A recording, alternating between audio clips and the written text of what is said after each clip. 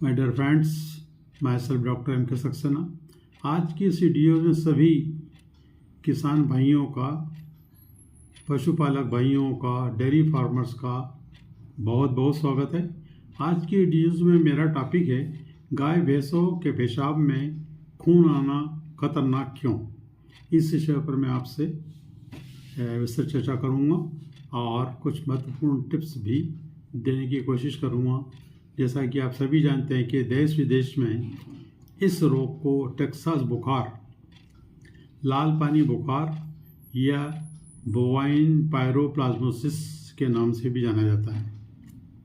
वैधानिक भाषा में यदि हम बात करें तो इसे लहूमूतना रोग, बबेसियोसिस सूक्ष्म परजीवी की बीमारी होती है, जो कि इसका प्रसार मुख्य रूप से उन जानवरों की वजह से होता है जो कि किल्लियों, चिचोड़ों एवं मशोरे के द्वारा ये होता है और फैलता है।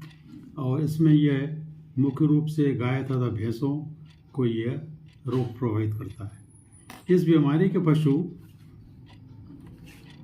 लहू के रंग का मूत्र विसर्जन करता है, परंतु कोई ज्वर नहीं होता।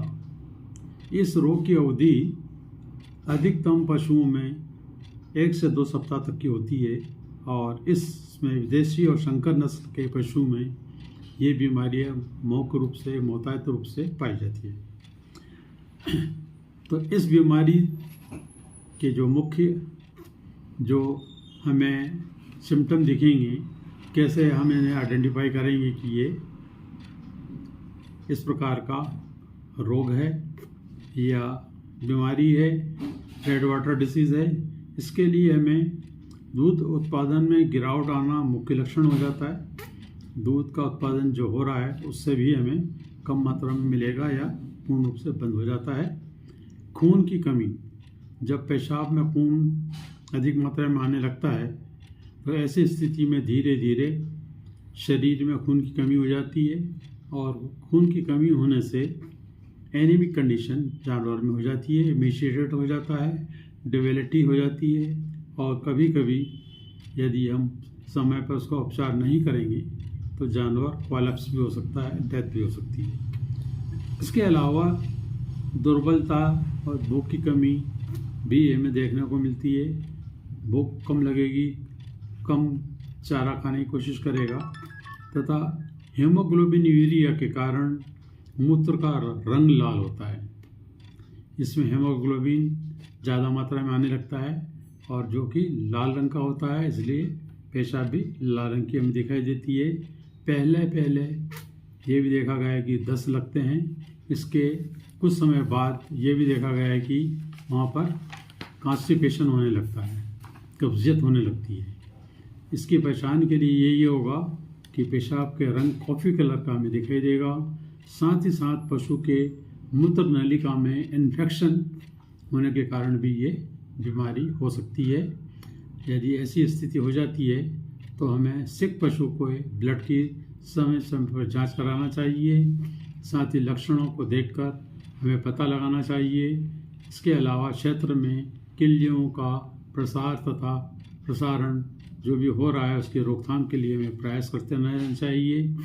इसके अलावा कुछ दवाइयाँ जो कि मुख्य रूप से दी जाती है, किंतु वही दवाइयाँ हमें देना चाहिए, किंतु हमें डॉक्टर की उपस्थिति में उनके सलाह से ही हमें दें तो ज़्यादा उचित रहेगा। डायनामीन मुख्य रूप से डायनाजीन डाई एसीटेट 8 से 1.6 ग्राम पर 100 kg बॉडी वेट के हिसाब से हमें ये इंट्रामस्कुलर हम दे सकते हैं। इसके अलावा इमिडोकार्न 2 मिलीग्राम प्रति kg बॉडी वेट के हिसाब से इसे हम सबकट या त्वचा में लगाना चाहिए। इसके अलावा टेट्रासाइक्लिन 20 mg पर kg बॉडी वेट हमें ये दवा भी दे सकते हैं। इसके रोकथाम के लिए मुख्य रूप से किल्ली शरीर पर ज़्यादा होने पर हाइपरमेथीन या डेल्टामेथीन 2 ml 20 लीटर पानी में घोलकर कपड़े से हमें शरीर पर लगाना चाहिए और तुरंत नहलाना चाहिए।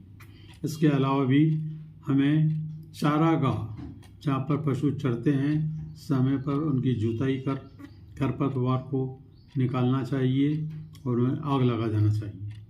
इसके अतिरिक्त पशुशाला की दीवार या फर्श पर कई तरह की दरारें हो जाती है या वे उखड़ जाते हैं। ऐसी स्थिति में उन्हें रिपेयर कराएं और चूने से पुताई कराएं। समय समय पर पुताई करना भी लाभदायक होता है। इस प्रकार के जो इन्फेक्शन होते हैं ये माइट्स वगैरह टाइक्स वगैरह जो भी होते हैं उनको हम अंडों को बच्चों को हम इस तरह कम कर सकते हैं या मार सकते हैं।